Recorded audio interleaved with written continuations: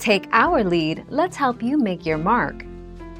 Our goal is your satisfaction. Let us show you the way. Too much avocado can cause gastrointestinal upset in dogs and people, vomiting, diarrhea, or sometimes both. 1 avocado should be fine for a medium-sized dog, but 2 or 3 in a day? That is too many avocados for a dog. Keep in mind the nutritional makeup of avocados.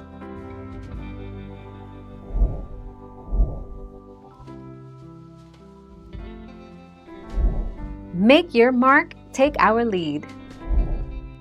The ASPCA Animal Poison Control Center, APCC, wants to make sure you know the dangers of avocados inside and out.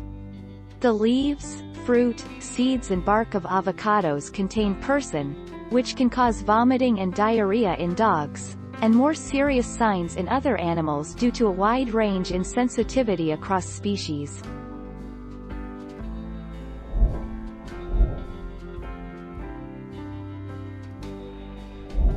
Make your mark, take our lead.